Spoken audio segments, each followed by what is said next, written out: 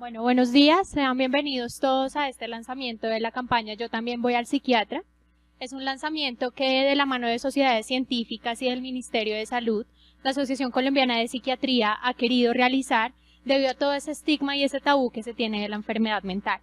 Inicialmente nos acompaña en la mesa el doctor Rodrigo Córdoba, el doctor Juan Ángel Isaac Llanos, el presidente de la asociación, la señora Aura Victoria Carrascal y el doctor Henry García.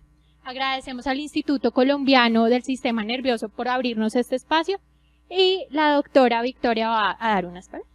Bienvenidos. Bueno, pues bienvenidos todos a esta casa, que estamos muy contentos de poder sumarnos a esta iniciativa de la Asociación Colombiana de Psiquiatría. El Instituto Colombiano del Sistema Nervioso es una entidad que tiene una tradición ya larga de más de 65 años de trabajo por la salud mental, en cuanto al trabajo con los pacientes y en cuanto a la formación de psiquiatras. Y es para nosotros un orgullo sumarnos a esta iniciativa de la asociación.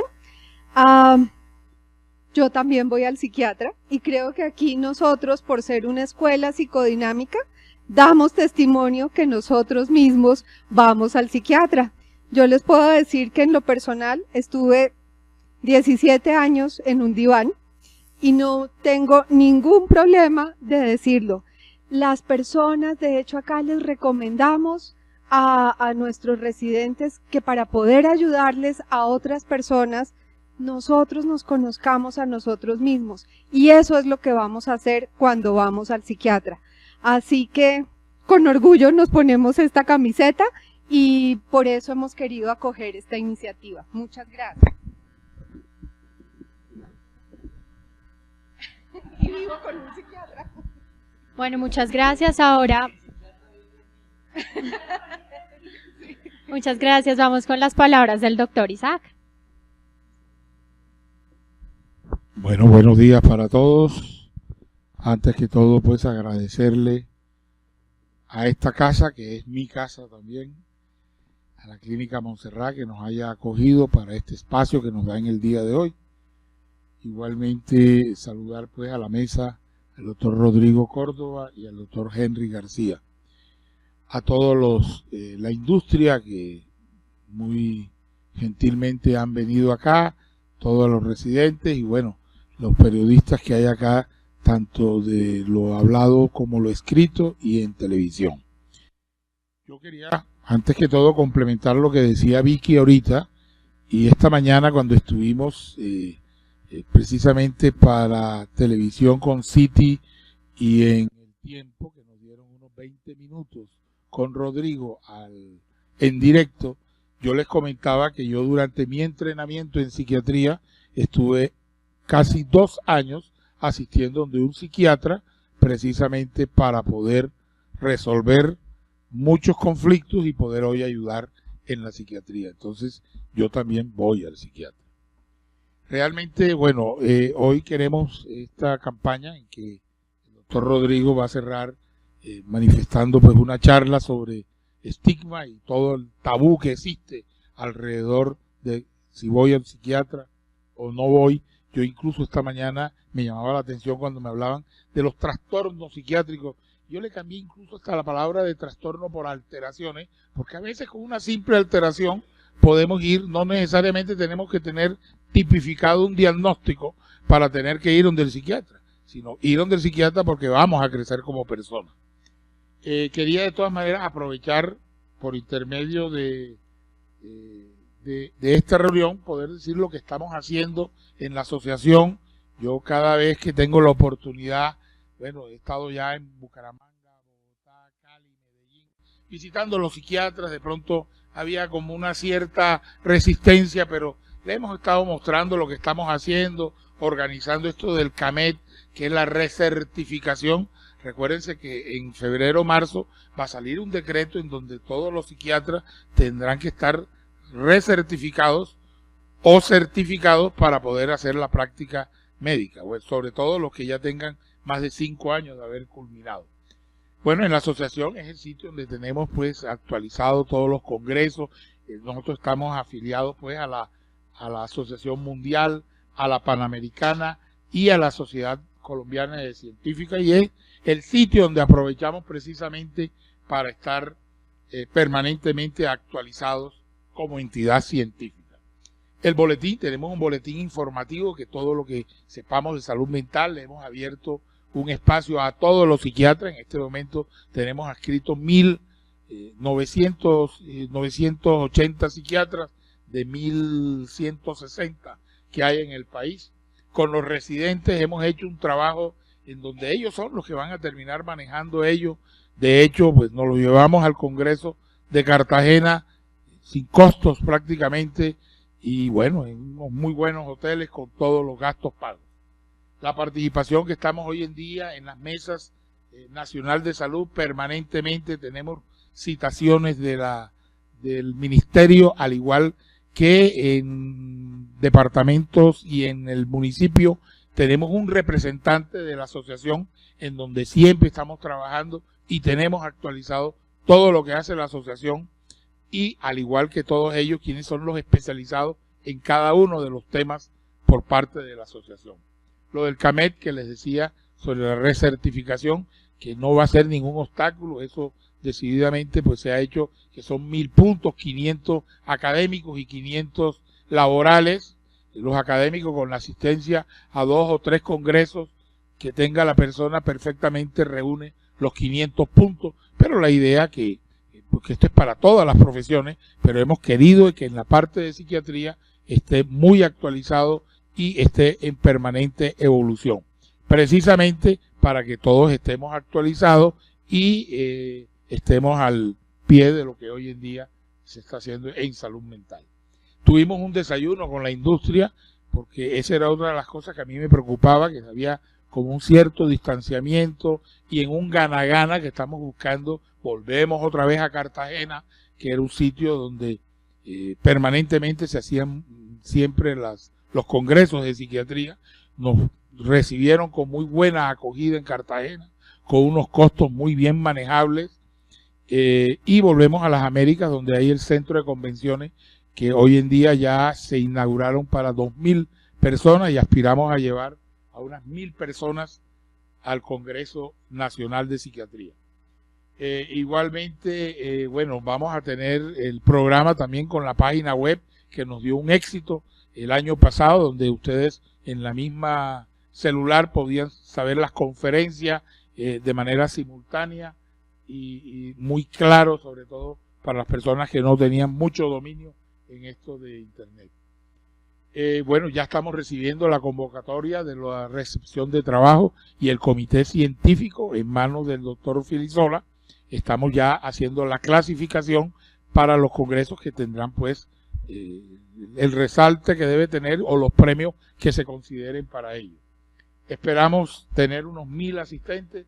Habrán unos 7, 8 conferencistas internacionales en unas 10 salas simultáneas. Estamos incluso tratando, pues la idea es traer de los conferencistas internacionales las personas muy destacadas a nivel mundial. Y bueno, estamos ya, lo último es que queremos traer también a un forense de Europa que es bastante destacado en esa parte del mundo.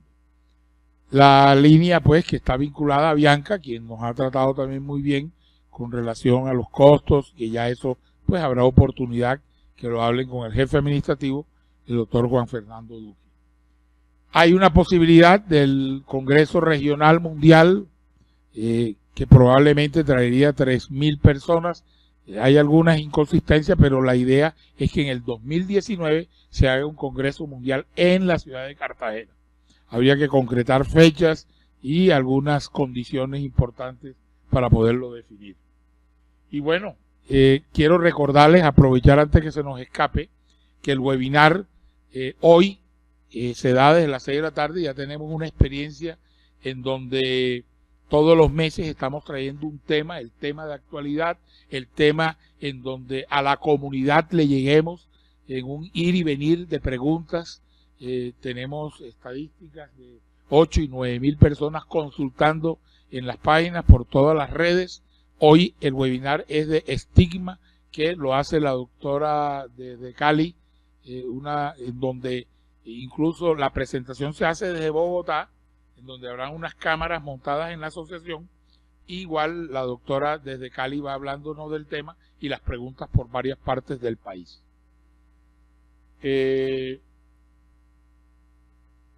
Rodrigo, no sé si aprovechamos de una vez para que iniciemos con la campaña. Inicialmente el doctor, pues lo que queremos es que todos nos involucremos en esto de la campaña del estigma en la salud mental, quitar ese tabú que existe precisamente en donde las personas a veces hemos visto que les hace más daño todo lo que la consecuencia de las conclusiones de ir donde un psiquiatra que realmente la alteración mental que tenga la persona. Bueno, sin más preámbulos, le dejamos con Rodrigo para que nos hable un poco de... Bueno, yo voy a dar algunos...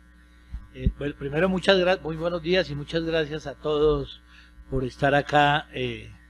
Voy a dar algunos elementos conceptuales para que a continuación el presidente lance oficialmente la campaña, que de alguna manera ya ha sido visible, como lo verán, con la presencia del Ministerio de Salud, de la Asociación Colombiana de Sociedades Científicas, y quizás uno de los acontecimientos, a mi juicio, cimeros y señeros de nuestro oficio. Yo creo que la batalla más desigual que tenemos, donde estamos más rezagados, es en la lucha contra el estigma. Sin duda, le cuesta muchas veces más a los pacientes el cargar un diagnóstico que la enfermedad misma. Y en ese sentido, creo que esa tarea es un compromiso de todos. Por eso, casi con el permiso del presidente, me gustaría que una sala tan especial como esta, al final todos nos tomáramos una foto para que el país supiera que todos estamos comprometidos en esta campaña, en este grupo. Y qué más, qué mejor sitio. Uno de los sitios más emblemáticos de la psiquiatría latinoamericana, como es el Instituto Colombiano del Sistema Nervioso, para lanzar esa campaña. Me hace un poco, por lo que he tenido, pues, el privilegio de gozar de la generosidad del instituto. Aquí ha estado la Asociación Mundial de Psiquiatría, aquí ha estado la Asociación Psiquiátrica de América Latina, aquí ha estado la Asociación Colombiana de Sociedades Científicas, en este mismo auditorio, con personas muy representativas de la psiquiatría mundial. Entonces, qué mejor lugar para hacer este lanzamiento. Pero tendría uno que hacerse la pregunta obligada: ¿por qué y de dónde surge el estigma? Yo digo a veces, los auditorios, ¿ustedes conocen alguna otra? Hoy nos decían, claro, nosotros terminamos haciéndole publicidad, vamos a cobrarle comisión a los psiquiatras porque estamos empujando a todos los pacientes, pero ¿quién dice vaya donde el cardiólogo, vaya donde el reumatólogo, vaya el ginecólogo? Algunas campañas, pero yo sí creo que quizás es necesario que el psiquiatra, que se encuentra un poco rezagado, y tendríamos que ver por qué. Ustedes conocen otra especialidad que tenga ustedes conocen a antirreumatólogos, antiginecólogos, antiinternistas. Quizás la única especialidad que tiene antipsiquiatría es esta. Entonces tendríamos que beber quizás del viejo dilema cartesiano del problema mente-cuerpo. Es decir, que el cuerpo y la mente es una unidad, y quizás esa visión que nos dio, esa res corpórea que dio para conocer tanto de la fisiología y del funcionamiento del cuerpo, poco nos dejó en la visión de la res extensa, como la planteaba Descartes, y allí se asoció tanto de los problemas de la voluntad, de la manera de ser, de la fragilidad de los espíritus, y hemos arrastrado durante muchos siglos, de hecho desde tiempos de Luis XVI, los pacientes psiquiátricos siempre fueron confinados, con todos los menesterosos y todos los marginales de París, y desde ese entonces ha sido una historia que por fortuna hemos ido sobrepasando, hemos ido alcanzando, pero creo, y es una invitación a todos los presentes, quizás a los medios, a todos los aquí presentes, que no podemos desfallecer. La tarea más importante es continuar la campaña contra el estigma de la enfermedad mental. Y entonces, por eso yo quiero darles algunos elementos por qué las personas no van al psiquiatra, sabiendo que muchas lo necesitan. Y es que no lo saben, no lo quieren reconocer, o muchas veces son las familias las que terminan trayendo procesos en ese sentido. Entonces, Algunos de ustedes me conocen, esta señora estuvo por aquí, pero ya luego de ambientalista, fue la directora de la Organización Mundial de la Salud, y yo creo que el planteamiento lo hace quizás en una visión como muchas veces sucede en estos procesos, porque uno de sus hijos tenía un diagnóstico de esquizofrenia. Entonces, la enfermedad mental no es un fracaso personal, ni es algo que solo le suceda a los demás. Si algún fracaso ha habido, es el nuestro, por no haber sabido dar respuestas a las necesidades de quien sufre estos trastornos. Es decir, yo sí creo que eso es una responsabilidad de los psiquiatras, de los profesionales de salud mental y de los médicos. Bien, en ese mismo orden de ideas, si ustedes ven, Colombia tiene la particular de ser el país más sobrediagnosticado en salud mental. Es decir, no tenemos lugar a dudas que es una necesidad, que es un problema de política pública. Estos son los datos del trabajo de campo del 2014, el 2015, hecho por la Universidad Javeriana, pero si ustedes van al estudio del 87, al estudio del 93, al estudio del 98, las cifras aún son mucho más amplias. El primer estudio, que todos saben que fue discutido académicamente por escaso rigor, porque era poco selectivo y pobremente específico, pero si nos acogemos a los últimos datos, primeros, en Colombia tenemos un variopinto de cuadros clínicos de todos los tipos, con cifras significativas en términos estadísticos. Pero si nos vamos a la visión más conservadora, 1 de cada 10 colombianos han tenido, tienen o tendrán algún tipo de trastorno mental que incide de manera significativa sobre su calidad de vida. Entonces, no es un asunto marginal, sino es un asunto de política pública, es un asunto que requiere una atención específica. Miren que eso no es un problema de Colombia, porque a veces creemos que somos los únicos. En América Latina somos vanguardia, pero en el mundo el presupuesto de las cargas de enfermedad se lleva casi el 15% del presupuesto de la carga de enfermedad. Y miren que son cuadros clínicos que nosotros pudiéramos intervenir y con las posibilidades de manejo hoy tendrían resultados distintos. Habría algunas diferencias entre países de altos y medianos y bajos ingresos, pero sin duda esto, por ejemplo, centros como este, muchos de las consultas, estamos aquí. Trastorno depresivo mayor, primera causa de discapacidad de mujeres. ¿Cuántas señoras no les iría mucho mejor en la vida si recibieran algún tipo, al menos el diagnóstico, y saber qué es lo que tienen? Entonces, ¿por qué no recibir la atención? Tenemos retos nosotros todavía por el uso de alcohol y abuso de sustancias, esquizofrenia, bipolar. Un reto que a veces nos distanciamos un poco los neurólogos y nos olvidamos de las manifestaciones comportamentales de la epilepsia y todo el proceso de las demencias, que en eso tenemos distancias. Pero me encontraba aquí con mi buen amigo Antonio Medellín, que ese es un reto que nos espera. Si ustedes ven la carga poblacional en Colombia, se va a parecer a los fenómenos de Europa. Si ustedes ven, el cucurucho va a ser como un hongo, ya no es que la gran base, la columna es como un roble, y que las menores de 20 años es la gran carga etaria, sino que son los mayores de 60 años. El presupuesto para el año 2030, entonces el reto que nos espera, ese hongo que nos espera para atender, sin duda será que nosotros con el tiempo estaremos ahí. Ustedes saben que Colombia es como una cebolla, el centro parece Dinamarca y en las esquinas parece Uganda, ¿sí? El centro, pues todo el mundo tiene crónicas no transmisibles, el problema es el cáncer, el problema es la hipertensión, pero si nosotros nos vamos quizás al Caquetá, a Chocó, a zonas marginales, vemos que allá la diarrea sigue siendo un problema de política pública. Bien, y miren que esto quizás son los datos del estudio del 2004, del ministerio que estuvo en cabeza José. 1 de cada 10, solo 1 de cada 10 recibieron atención. Y si existía una comorbilidad de más diagnósticos, es decir, 2 o más, solo 1 de cada 5 recibieron atención.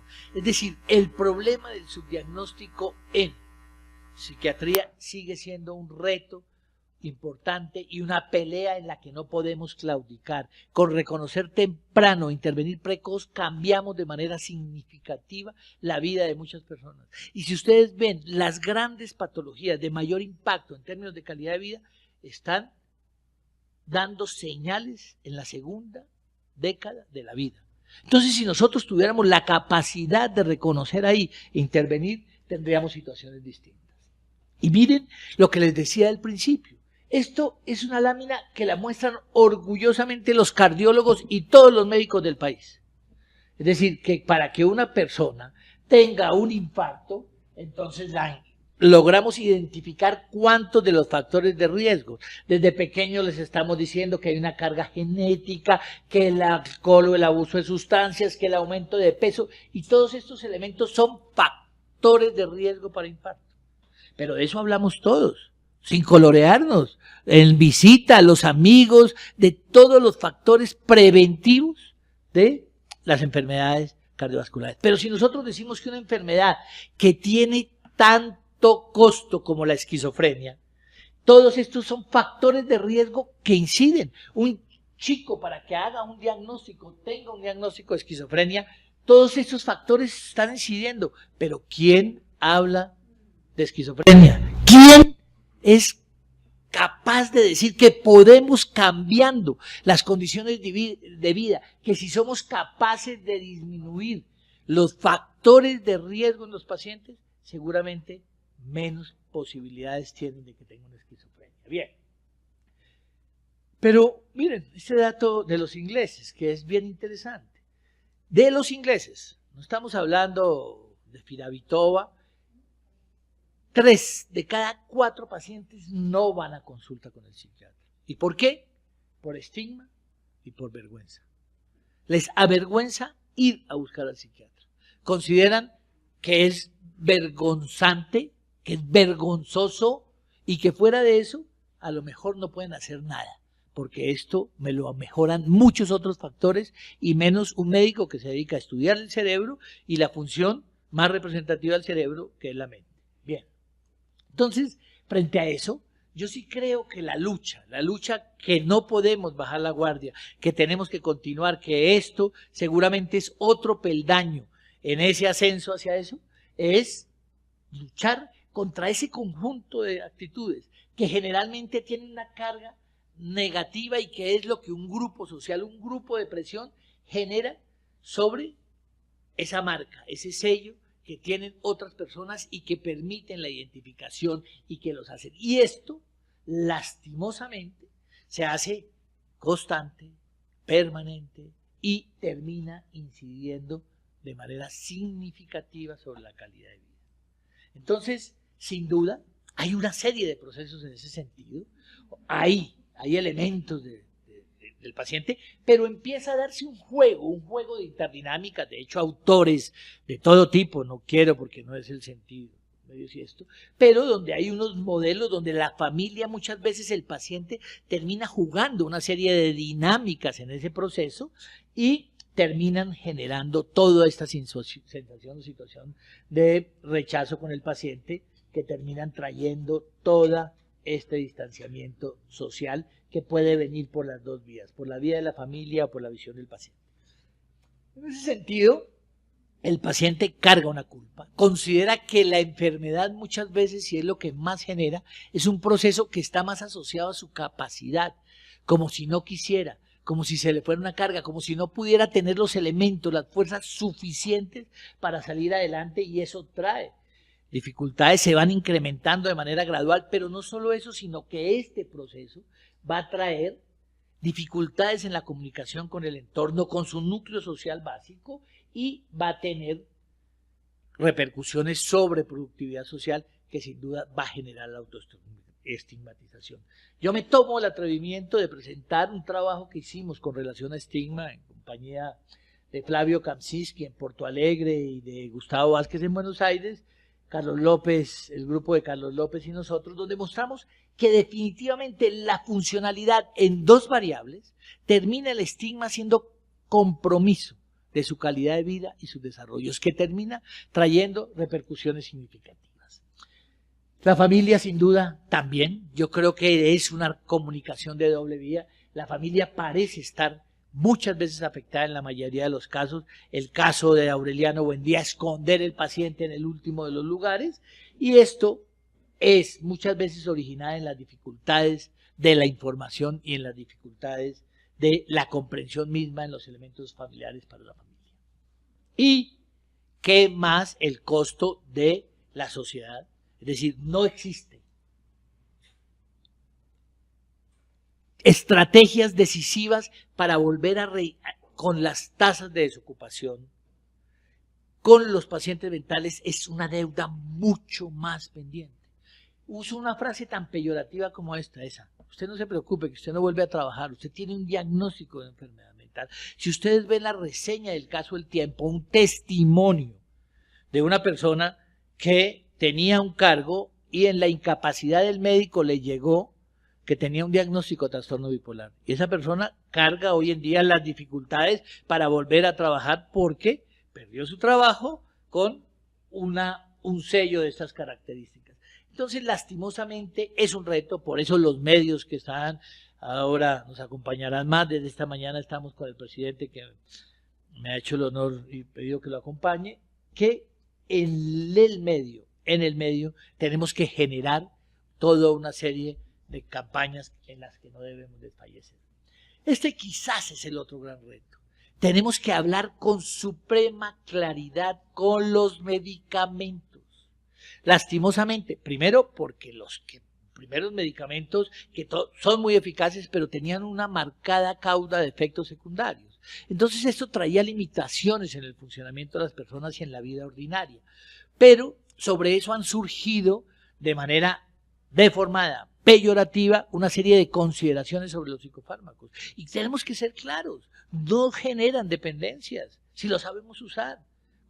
Las únicas que podrían generar no generan dependencias si lo sabemos usar. Ninguno de los medicamentos hoy cada vez son más eficaces, cada vez son más sencillos de usar. Entonces, con resultados muy importantes y con cambios significativos en la calidad de vida. Ustedes ven el metaanálisis de Cipriani, donde muestran que los psicofármacos tienen en términos de eficacia mejores resultados que aún los medicamentos antihipertensivos. Entonces yo sí creo que es un reto grande y aún trabajar con los médicos, con nuestros colegas que tienen unas ideas deformadas de los psicofármacos.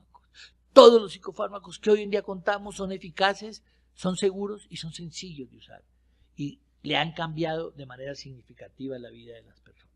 Bien, entonces, no hay nada más preocupante que esta distancia social, que esos cambios en la familia, que esos cambios y ese aislamiento en la vida social y personal, y sin duda, además, cargar el tratamiento, terminan siendo uno de los grandes. Por eso, creo que no hay mejor momento que lanzar una campaña que sea capaz no solo del paciente, sino alcanzar el entorno familiar, que seamos capaces de entender que ese paciente, en vez de ponernos a organizarle fiestas porque está triste, organizarle paseos o pedirle de la voluntad, o como el trabajo que está en publicación de los itinerarios terapéuticos, nadie si tiene un dolor de barriga se va para otro lado, se va a buscar que le echen, bueno, algunos brebajes, pero estos pacientes requieren esa atención y tratamiento psiquiátrico y las familias en ese sentido deberían buscar. Y obviamente en la sociedad, como les decía anteriormente. Entonces, nuestro reto grande, yo personalmente diciendo en esto el presidente, yo sí le digo a los trastornos, a las enfermedades, porque es cierto, hay alteraciones, pero a las alteraciones son otras cosas. Los diagnósticos, los trastornos, yo creo que no hay problema, pero quizás por eso hemos ido. Hay algunas formas que son reacciones adaptativas, reacciones situacionales, que seguramente las que se refiere Juan, pero los diagnósticos, yo creo que si nosotros le decimos a alguien, está deprimido, usted cambió la forma del funcionamiento, se ha sentido triste, le ha perdido el gusto a las cosas de la vida, está bajando de peso, no duerme bien, eso se llama depresión, como también se llama hipertensión, como también se llama diabetes. Entonces deberíamos llamar los diagnósticos clínicos de una manera mucho más clara, y en eso tenemos situaciones. Y con esquizofrenia es un reto, es una tarea inconclusa. Ahí tenemos que avanzar con mucha fuerza. Entonces, no es solo informativo, nosotros estamos comprometidos, el presidente nos ha comprometido a la Junta, nos ha invitado a hacer una campaña, no un día, no una fiesta, sino una campaña que no desfallecerá. Ojalá, no solo, sino la tarea y la propuesta de Juan continúen otra. Aquí está el vicepresidente, ojalá el presidente electo también le dé a esto, porque creo que todavía nos falta mucho tiempo.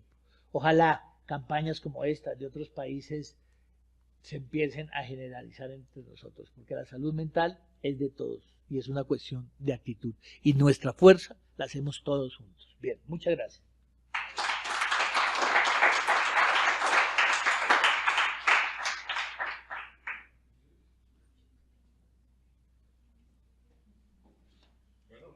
Aprovechemos realmente, después de esta charla muy clara, concreta, y en que sé que todos estamos de acuerdo en que demos inicio a esta campaña.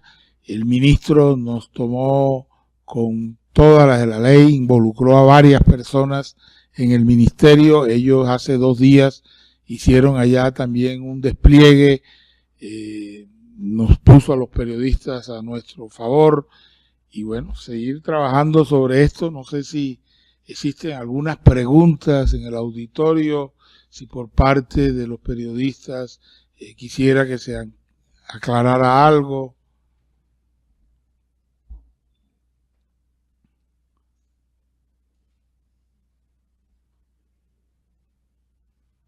Quiero aprovechar también para decirles que la prevención del suicidio, que está también dentro de las personas que pueden buscar ayuda, pero que al estigma en que no buscan al psiquiatra, bueno, hemos delegado también acá en el doctor Henry García para que nos ayude en esa parte, y vamos a hacerlo paralelo al Día Mundial de la Prevención del Suicidio, como en Brasil, que es el día 11 de septiembre, que lo haremos este año en los meses venideros. Bueno, si no hay ninguna pregunta, no sé, comentarios, sugerencias.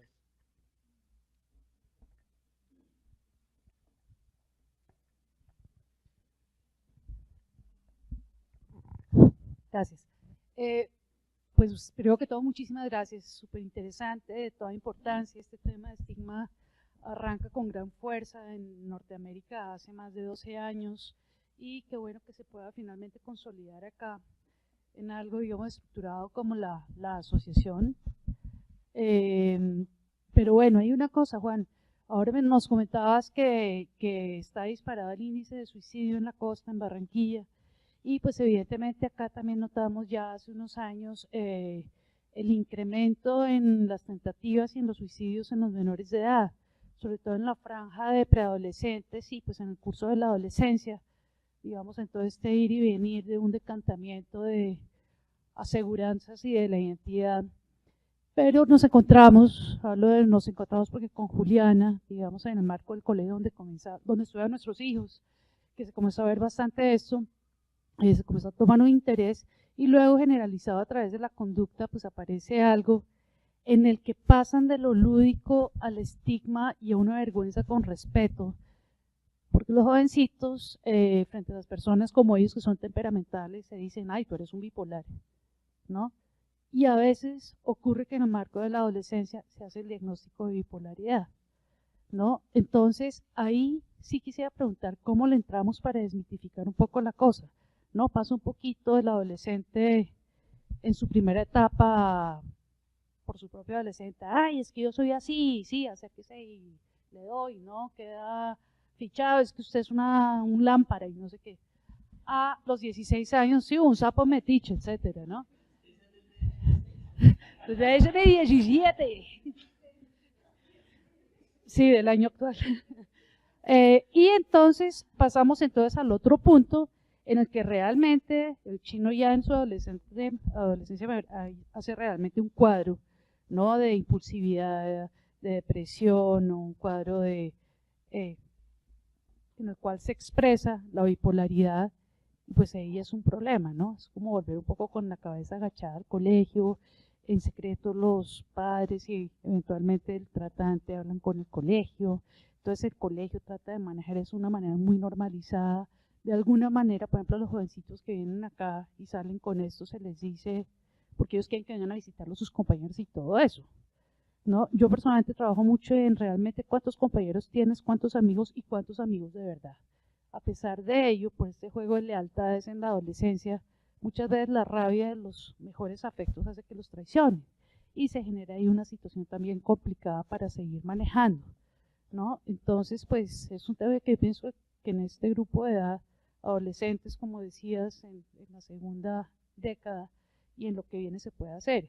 Le pega entonces a los adultos jóvenes de ya finales de formación y de carrera, con el dilema y el estigma para comentarle a su pareja de golpe de estas cosas, debido al miedo de los factores de herencia.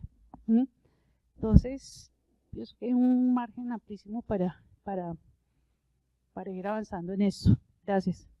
Sí, y fíjate que, sí, Rodrigo, pero quería recordar que la Organización Mundial de la Salud acaba de reportar para el 2017 800.000 suicidios en el mundo, que es una cifra significativa, por la cual yo creo que es un llamado a los psiquiatras para seguir trabajando. No sé, Rodrigo, ¿querías aportar algo? Claro, pones un dedo en la llaga de un tema complejo, Juan lo dice. Cuando uno habla de 800.000 muertes en el año evitables, estamos frente a un problema de política pública.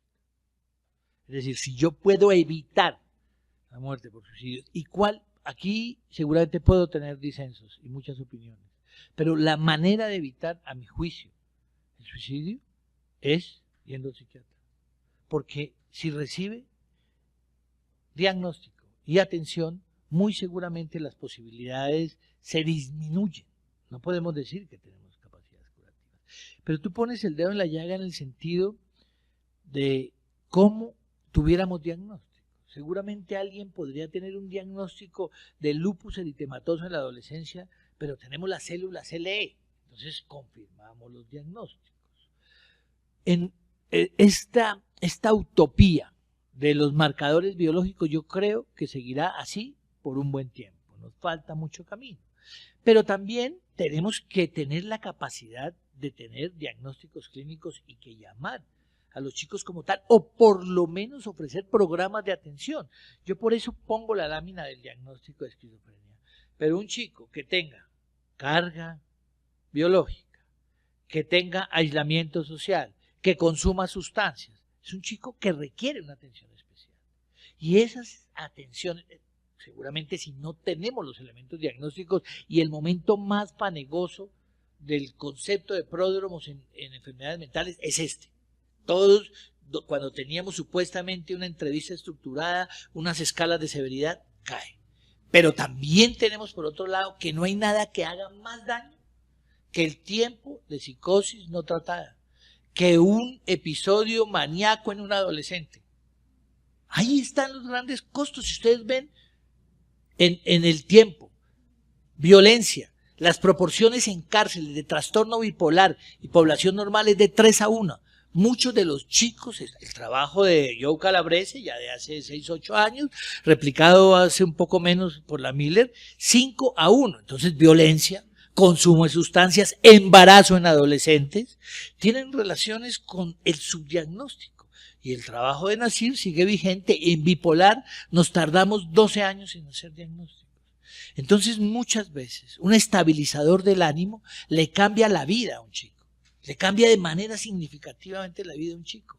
Pero todavía nosotros aún, los psiquiatras, seguimos siendo vergonzantes para decirle eso a un chico o un padre, porque no quiero, como sucede con los adolescentes. Entonces, lastimosamente, es un reto que yo creo que esto es lo que nos tiene que abrir. Son líneas de investigación, líneas de desarrollo que permitan aclarar las cosas, porque el estigma le cuesta mucho a los pacientes, mucho pero le cuesta muchísimo también a las familias y a los entornos sociales. Entonces, es un reto que no podemos desfallecer y sin duda pones tú el tema que no tenemos todas las preguntas, resueltas, sino quizás tenemos más preguntas que respuestas. Por allí hay Juancho, no sé, Juancho. Buenos días. ¿Sí suena? Una pregunta. Yo, digamos, en general, a veces uno percibe que el estigma del contexto de la enfermedad mental es atenuado, por ejemplo, en la diferenciación entre psicólogo y psiquiatra, que ir de pronto donde el psicólogo es un poquito menos duro, menos estigmatizante que ir donde el psiquiatra. Y pienso que tuvimos el papel de la psicología en esto de tener algún tipo de articulación. ¿Cuál cree que sea ese papel, doctor? O sea, del gremio en general de los psicólogos en aras también de desestigmatizar a la psiquiatría, de quitar el estigma de la enfermedad mental. ¿Cuál sería el papel de los psicólogos en general? Yo, hoy nos preguntaron algo así a Juan, y yo siento que los profesionales de salud mental, desde que tengan rigor, todos son bienvenidos. Pero yo tengo una hipótesis, por eso personal, me tacho, a lo mejor me tapo, que el que no sabe para dónde va, cualquier bus le sirve.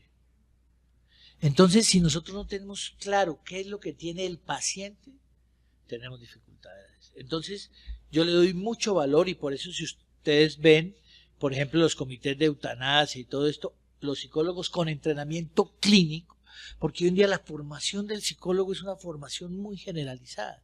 Entonces, los psicólogos con formación clínica me parece que son muy útiles y muy valiosos. Pero también quiero insistir en que para mí, la mente es una función del cerebro, como tiene las tres grandes funciones: el movimiento, las percepciones y la mente. Entonces, si nosotros tenemos claro que la mente es una función del cerebro, y los médicos que se especializan en la función del cerebro, que es la mente, son los psiquiatras, entonces yo sí creo que los psiquiatras deberíamos estar allí comprometidos en esa tarea. Es mi opinión. Vicky. Bueno, yo quería de verdad que Rodrigo, Juan, agradecerles muchísimo que nos permitan sumarnos a esta campaña, porque yo estoy convencida que esa es una ruta de verdad. Y me parece muy importante que pongamos el énfasis en nosotros mismos. Quiero contarles que ayer teníamos una reunión con los usuarios de la clínica y nos decían, por favor, no sean tímidos, ¿sí? Déjenos la timidez a nosotros nos da timidez decir que vamos al psiquiatra, ¿sí?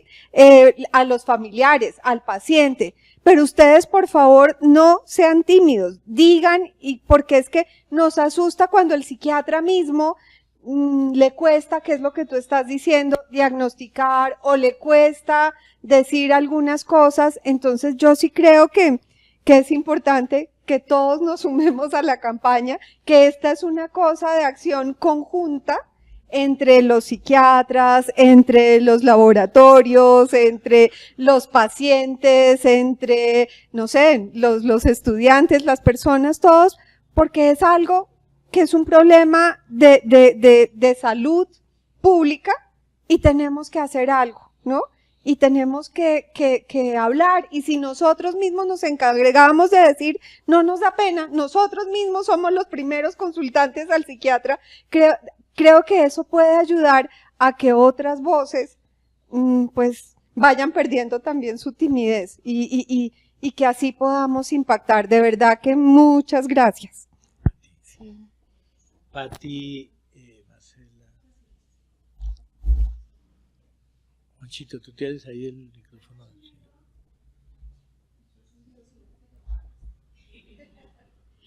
Tal vez uniendo un poco lo que tú dices, doctora Vicky, de no ser tímidos, lo que tú dices, cuál es el papel del psicólogo, y lo que tú dices, la edad en la que sucede este tipo de, digamos que de manías.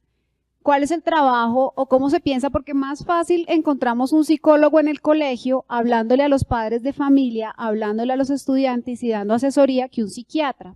¿Qué ha pensado la sociedad? ¿Cómo incurrir en este también y encontrar un psiquiatra dentro, sobre todo para las edades de adolescencia, que es donde estaban los niños todavía en el colegio y pasan a la universidad? Deberían estar un poco más preparados para esa, digamos que ese cambio que se les viene encima, y ese cambio hormonal que ya tienen.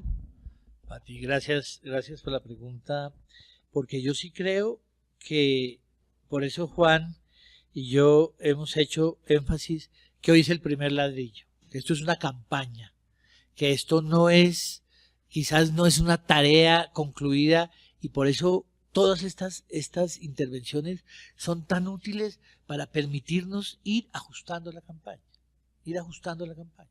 Yo creo que hay un reto grandísimo y hoy, porque hemos dejado un especial de 5 programas en Dr. City, y parte de los que definimos fue niños y adolescentes, que es donde más les pesa este tipo de situaciones, y Adriana lo planteaba. Entonces yo creería, pero voy a especular porque no lo tenemos diseñado, que quizás el psicólogo clínico que interviene en el colegio deberíamos generar un proceso donde existan señales de alarma. Hoy nos preguntaban por qué, listo, yo también voy al psiquiatra, ¿y cuándo voy al psiquiatra? Eso tenemos que tenerlo claro nosotros, colegas. ¿Cuándo es que yo voy al psiquiatra? Porque al ginecólogo o al ginecobstetra van a que le atiendan un parto, pero también van a que le hagan controles preventivos. Entonces tenemos que tener clara nuestra tarea. Tenemos que tener claro nuestro alcance, y en ese sentido yo creo que quizás el psicólogo clínico lo articulemos dentro de una red integrada de servicios, sobre todo en los procesos escolares, porque hay algunas señales de alarma en los que esta campaña debería acercarse, entrar y comprometer esa tarea de manera decidida. Yo pensaría eso. Marce y Adri.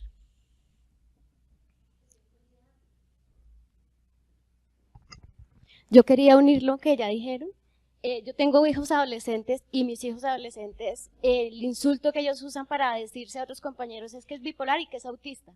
Entonces ya pienso que eso hace más difícil la estigmatización, porque si alguno de esos muchachos tiene depresión, tiene ansiedad o tiene verdad trastorno afectivo bipolar, ya no va a decir, porque sabe que el mínimo movimiento, la mínima actitud respecto a cualquier comportamiento que ellos realicen es esa palabra, autismo, o eres bipolar o eres psicótico, o sea, ya usa palabras más fuertes. Entonces creo que esta campaña debe ampliarse, o debemos ampliar a nosotros, sobre todo los que son infantiles, en los colegios, los papás, los que tenemos hijos, ir sumando esta campaña también en los colegios, donde, lo que decía ahorita Rodrigo, donde los psicólogos allí sean una parte inicial, pero que también terminen ¿Señora? Sí, en la parte escolar, perdón. En la parte escolar, donde ellos terminen siendo dirigidos, y pues bien dirigidos para que puedan consultar, porque ya es un estigma grande, porque la primera palabra de miedo para ellos es que le digan autista, o que le digan psicótico, o que le digan bipolar. Ese es el peor insulto que hay en un colegio hoy en día. Y la otra cosa que yo quería decir era que yo desde hace un mes empecé mi campaña sola para acercarme más a toda la población, especialmente a los jóvenes. Y yo creo que es una forma que todos podemos hacer. Cada uno tenemos como habilidades y conocimientos en diferentes áreas de la salud mental. Y pues yo empecé a publicar en Instagram, en Facebook, en muchas áreas, tratando de explicar. Incluso un psicólogo me regañó porque yo dije que los psiquiatras hacíamos psicoterapia. Y me regañó y me dijo que era el colmo, que yo se había perdido la plata en la universidad porque pues yo era médico, y que cómo iba a perder la platica, que para eso estaban los psicólogos. Y pues me tocó contestarle, no, sí, los psiquiatras hacemos psicoterapia, es parte, y pues hacer como una explicación. Entonces yo creo que también los medios actuales nos permiten llegar mucho más, entonces es una invitación también a eso. Yo trato de escribir, yo también soy epidemióloga, entonces a veces me pongo más técnica, a veces me pongo más psicológica, a veces más psiquiátrica, pero yo invito a que todos, porque realmente cuando me puse a esto, me di cuenta que no hay psiquiatras en Colombia casi que publican es en Argentina mucho, en Brasil mucho, pero no me puedo conectar con casi nadie de mi país o con nadie de mi país. Entonces creo que esa es una forma de acercarnos, y los jóvenes sobre todo, pues, todos tienen Instagram, todos tienen Facebook, todos tienen, bueno, esos son medios que nos permiten bajar también la estigmatización. Sí, yo quería resaltar la pregunta que hizo Patricia en los colegios, porque fíjate que uno nunca escucha va a hablar el psiquiatra en el colegio, pero aquí yo creo que es la reflexión que nos hizo Vicky, cuando nos dice que realmente el problema es inicialmente de nosotros, los psiquiatras, y por qué no los médicos, de pronto de quitar ese pensamiento de la estigmatización sobre de ir al psiquiatra.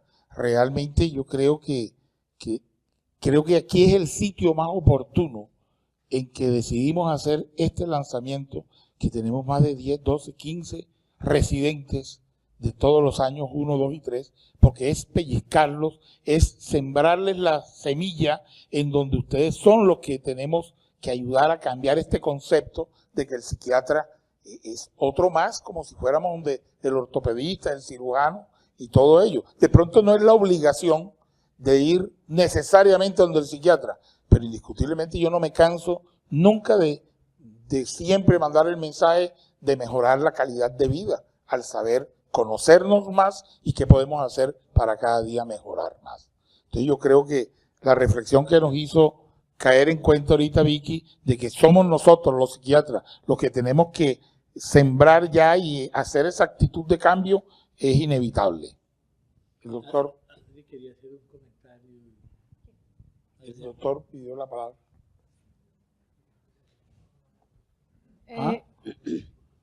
¿Hagamos qué? Ya te la paso. Es que hay una cosa súper importante, y ya Rodrigo lo mencionaba, y es, así como usted le dice a una persona, yo qué sé, es más fregado decirle a un niño a los 8 años que tiene diabetes y que fuera dulces para toda la vida, puede ser que sea más complicado que decírselo a un adulto, ¿no? Y también el proceso de aceptación y entendimiento de los padres cuesta un poco más. Entonces, volvemos al área de lo que es más intangible y pues se hace todavía más difícil, ¿no? ¿De dónde lo cubren? ¿Cómo se atreven a decirnos? Todo eso, entonces aparece esto de nuevo. Entonces, hay otra cosa, y es que yo creo, Rodrigo, digamos, por experiencia vivencial, entornos, es que yo creo que gran parte del grupo de antipsiquiatras está dado por psicólogos. Y siempre han marcado una diferencia entre quién es psicólogo y quién es psiquiatra, pero es una pelea viejísima y casada, al punto que, digamos, en la formación de los psicólogos hoy por hoy es una diferenciación, ¿no? De que quienes se van por la vertiente clínica, quienes se van por la vertiente de entrar más a lo neurológico, quienes se van por la vertiente administrativa y empresarial. Pero resulta que en el margen de los colegios no hay, digamos, una tipificación de quienes entran a trabajar allí, y que son personas que tienen que tener conocimiento clínico en el marco de una formación psicopedagógica, a mi entender. Entonces, ¿qué pasa? El tipo de psicólogos que encontramos en los colegios es bien diverso, ¿no? Y hay psicólogos que también se encargan de aumentar el estigma desde el colegio, y es que no, mira, si el niño sigue así, cuando ha presentado ya cosas delicadas del comportamiento, del aprendizaje, de lo que es su salud mental, de las emociones, yo te voy a dar el nombre de unos psicólogos externos que trabajan con nosotros. Cuando yo creo que si los colegios solicitan que informen cuál es la EPS y cuál es la prepagada o la aseguradora del estudiante, debería tener un juicio apenas suficiente para que fuera crítico y dijera, mira, usted tiene esto, el listado que usted tiene para consultar es este y este, y dirigirlos de una vez a su red de salud para que no comiencen a volar, ¿cierto? Entonces yo creo que hay un trabajo importantísimo para que, digamos, desde allá, que es un margen de acción no solo grandísimo, sino fundamental, porque estamos hablando de la prevención y de la detección temprana, pues para hacer mejor. Pienso que hay que trabajar también con un margen de las personas que laboran en los colegios. La doctora Juliana, pues yo no sé si a propósito luego nos queda comentar algo más, pero gracias. Bueno, primero pues mi nombre es Juan Esteban, yo soy residente de tercer año de aquí del instituto. Les agradezco a los doctores como esta oportunidad y esta campaña tan bonita. Y también estoy de acuerdo con lo que hablan de los colegios y los adolescentes. Pero yo ahora que estoy empezando en consulta externa, pues ya llevo unos 3 meses, y me he dado cuenta que también hay mucho estigma en las empresas, y que también es un sitio donde nosotros tenemos que impactar mucho, porque siento que para el paciente es muy difícil después de una hospitalización o después de una incapacidad volver a la vida laboral, es muy complicado. Y realmente también hay un estigma grande en las empresas y son personas que muchas veces las relegan de su cargo, muchas veces las cambian, muchas veces les quitan beneficios o les quitan las labores que tenían previamente, y es gente que laboralmente queda muy afectada después de una hospitalización por psiquiatría. De hecho, no tiene muchos pacientes que digan, doctor, si me va a incapacitar, por favor no coloque el diagnóstico, por favor no coloque el antecedente, el diagnóstico que yo tengo, porque en realidad en la empresa pueden ver esto muy mal. Y realmente lo he visto, y ha sido, pues, a pesar de mi corta experiencia, he visto muchísimo eso, los pacientes. Entonces también creo que aparte de los colegios, las empresas es un sitio bien importante donde en psiquiatría debemos impactar mucho. Gracias. Así es.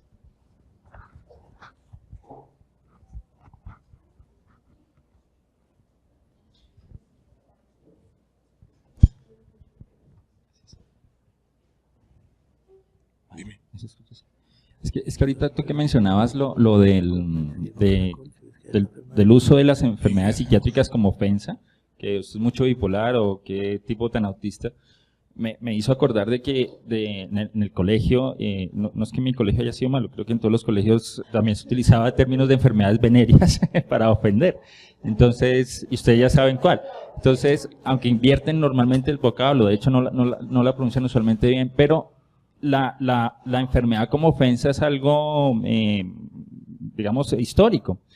Y se me ocurrió pensar ahorita en qué otras cosas en la medicina puede ser también tabú. Entonces pensaba en urología, digamos una campaña de yo también me hago el tacto rectal, o yo también voy donde el veneriólogo, sí, pues no existe algo así. Pero pensaba en cuáles son tabú.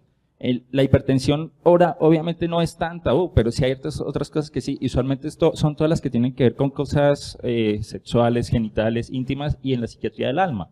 La mente al ser, pues el yo, lo que soy yo, de alguna manera es lo más íntimo, y en ese sentido el que se sepa que algo a mí me afecta, el que algo a mí a ese yo está afectado, pues no quiero que nadie lo sepa. Tampoco quiero que nadie sepa que tengo una enfermedad venérea, tampoco quiero que sepan de que estoy con un problema prostático y tengo que ir, sí. Entonces ese tipo de cosas, obviamente pienso son las que generan el tabú y son muy difíciles de permear. El quid quizás me aventuraría yo a pensar de estas campañas está en que los profesionales que trabajamos con esto, pues sensibilicemos no a revelar pues todos nuestros secretos como seres humanos o como pacientes, pero sí de saber acudir.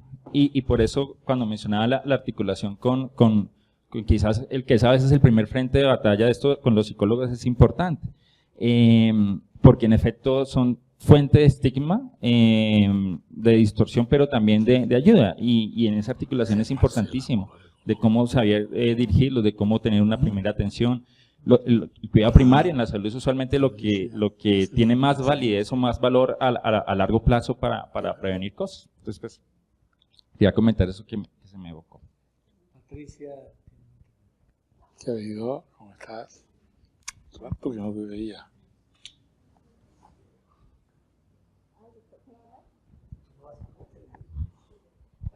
Pues lo primero que les quería decir es que de verdad muchas gracias por haber escogido esta su casa como la sede para este lanzamiento tan importante, y decirles que pues que nada, las puertas están abiertas para todo lo venidero, que cuenten con nosotros, tenemos la camiseta puesta para lo que se les ofrezca, y de verdad nuevamente muchas gracias por haber pensado pues en nosotros para el día de hoy. Y un aporte, otro aporte, digamos, con respecto a dónde vamos a sembrar, creo que también es muy importante dentro de los mismos médicos. Yo que trabajo en psiquiatría de enlace, a veces la resistencia viene también de nuestros propios colegas, y es un trabajo súper arduo, trabajar con ellos que sí hagan la interconsulta, que si hay síntomas psiquiátricos asociados a la enfermedad, digamos, médica, bueno, todo el manejo de las pacientes embarazadas, etcétera. En ese tema también hay mucho estigma, y me parece que es importante también trabajar pues con nuestros propios colegas que son médicos también, pero que a veces se olvidan también de que, pues, como decía el doctor, el cerebro es un órgano y es nuestro órgano básico sobre el cual trabajamos. Miren, me acaba de recordar, nosotros visitamos al ministro de Salud hace una semana y nos llamó la atención que en el momento que entramos a la oficina de él, me dice, acaba de llegarme un artículo de Lancet, creo que era, de una revista pues muy reconocida, en donde habla de los antidepresivos en las mujeres embarazadas, y en la cual llamaba la atención que habían hecho un estudio en 12.000 embarazadas. Y recuérdense que siempre hemos tenido ese temor, si quitamos el antidepresivo, que el niño está en los primeros 2 meses o la señora está en los primeros 2 meses de embarazo, que le va a hacer daño el antidepresivo. Y el estudio concluyó que indiscutiblemente era mejor dejar el antidepresivo porque hubo menos abortos y no hubo ningún daño a los fetos o al niño cuando hubiera nacido. Entonces, miren, le pedimos incluso que nos reportara el estudio que el ministro nos dijo que le había llegado, cómo en el avance de ello se quitan una cantidad de tabúes que nosotros, los mismos psiquiatras, no nos hemos inquietado en averiguar si realmente había que quitar el antidepresivo o no, o por lo menos profundizarnos en las posibles consecuencias que podían generar los antidepresivos. Bueno, queremos... Es muy importante plantearte, Patricia. Por eso esto es una campaña. Esto es una campaña en que empezamos generando los pacientes, las familias. Pero no podemos detenernos aquí. Esto es un proceso que va a los profesores en los colegios, las escuelas, a los medios que tan gentilmente nos han ayudado. Tú, Fernanda, que no sé si saben, Fernanda tuvo un premio Simón Bolívar de periodismo por la campaña que hizo de salud mental y que hizo y fue reconocido con uno de los premios más representativos de periodismo y es un seriado constante. Entonces, todo esto creo que nos obliga a buscar muchos lugares, a construirnos, los colegas y aún dentro de nosotros mismos, el cine, los medios, pero es una campaña. Por eso yo invito a todos los que nos vamos a poner la camiseta, que nos hagamos de este lado y nos tomemos una foto hoy, 19 de abril. ¿Qué dice tú? 18. Tengo que ir donde el neurólogo. Hoy 18 de abril que lanzamos la campaña contra el estigma. Entonces a todos los que nos vamos a poner la camiseta, vamos a hacernos la foto en este día. ¿Neurólogo o sin la NE? También. Oye, el primer rato que no te veía. Claro. Chévere, voy a estar viniendo, ¿viste? Silvia Patricia. Silvia Elena.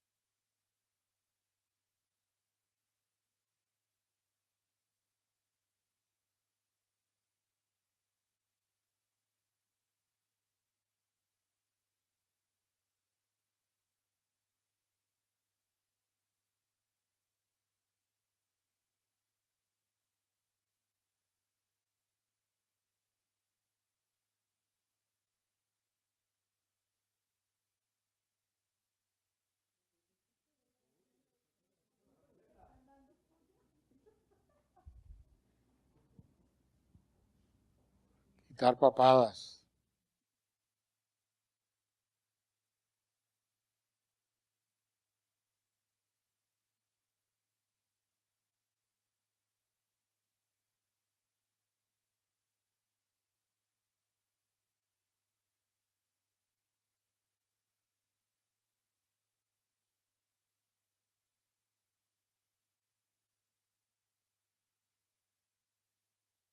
La llave del carro a Dianita. Doctora,